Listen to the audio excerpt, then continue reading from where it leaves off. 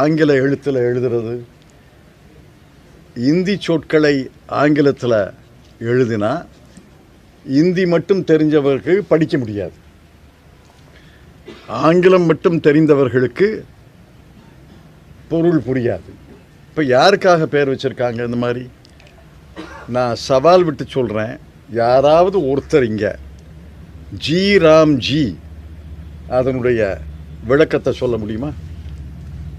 நீங்கள் பத்திரிகையில் போடுறீங்க ஜி ராம் ஜின்னு. ஜி ராம் ஜி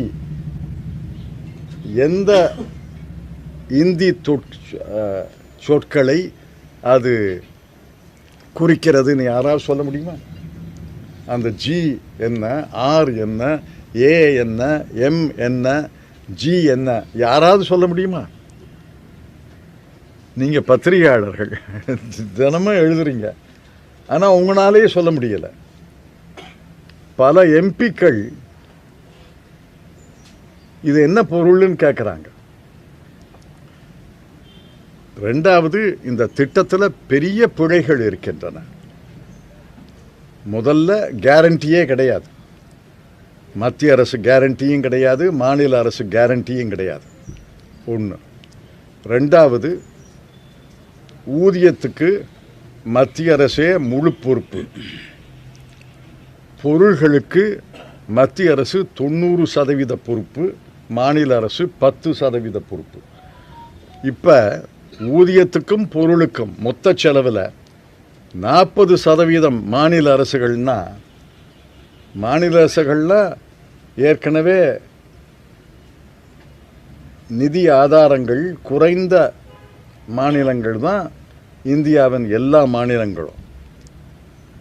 அதனால் இந்த 40% மாநில அரசின் பொறுப்புன்னா எந்த மாநிலத்திலையும் முழுமையாக இது நிறைவேறாது. மூன்றாவது, எங்கள் திட்டம் டிமாண்ட் ட்ரிவன். வேலை கேட்டால் வேலை கொடுக்க வேண்டும்.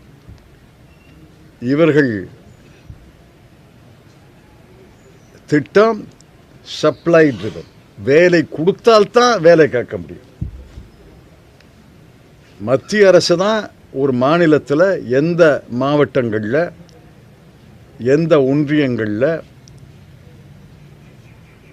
செயல்படுத்துவது என்று தீர்மானிக்குமா. மத்திய அரசு அதை அறிக்கையை வெளியிடாட்டி இந்த திட்டமே நிறைவேறாது. இப்போ தமிழ்நாட்டில் பல மாவட்டங்கள் இருக்கு. மத்திய அரசு எல்லா மாவட்டங்களையும்